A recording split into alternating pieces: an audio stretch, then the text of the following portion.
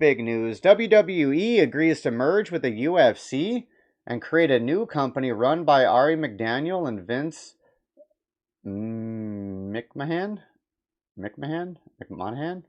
Transaction expected to close in the second half of 2023. Shares of the WWE fell more than 2% and Endeavor declined over 5% on Monday.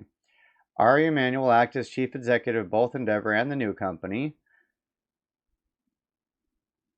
Okay, so the shareholders don't like the move. If the stocks in both companies dropped, they definitely don't like the move. I think that's a good move. Hey, Leslie, what's up, girl? The board consists of 11 people, 6 appointed by Endeavor, 5 appointed by WWE. The merged company's name will be announced at a later time. The company will trade on a new stock exchange under the ticker symbol TKO. Interesting. I wonder if TKO...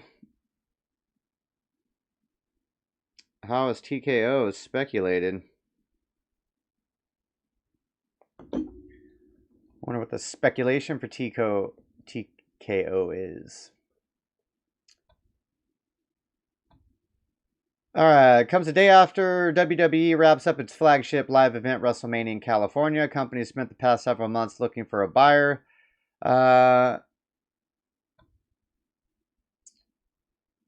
McMahon returned to the WWE as chairman in January to oversee the process of them finding a buyer.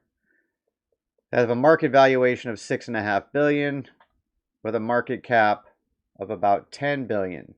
That's definitely an interesting story, though. It's definitely an interesting story.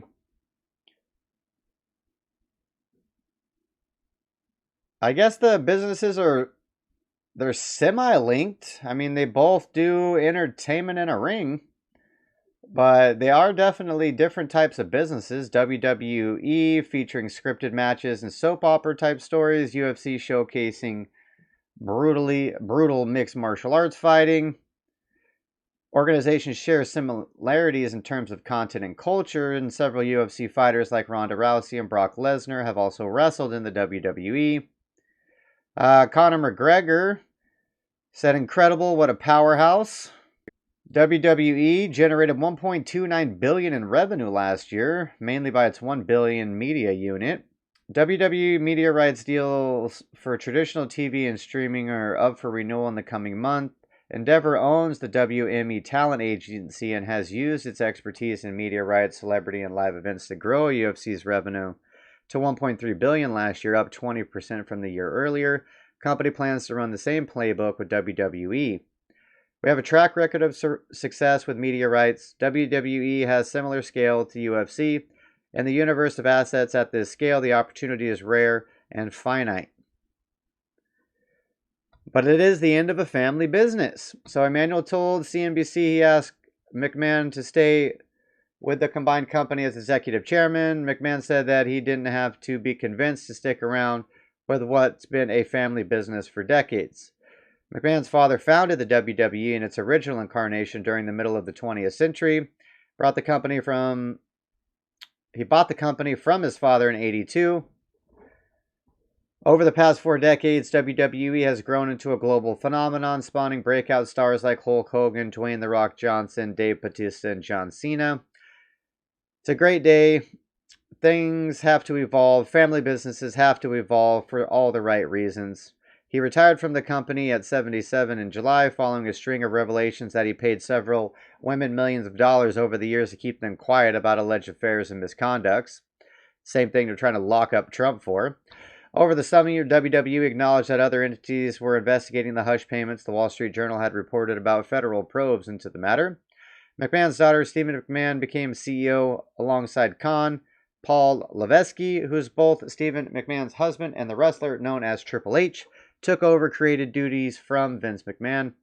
After Vince McMahon came back in January, Stephen McMahon stepped down with Khan fully assumed the CEO role.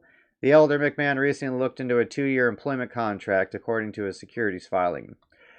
"I've made mistakes both personally and professionally," he acknowledged in an interview. Alright, I don't understand why that matters. I don't understand why it matters. Khan in recent weeks has been making the media rounds to discuss the potential sale. He told CNBC's Morgan Brennan on Thursday that they've had a robust process that drew many interested buyers. Emanuel reiterated to CNBC that the sales process was competitive. WWE also fits well with the cultures of Endeavor and UFC, which also reflect their leaders' hard-edged styles.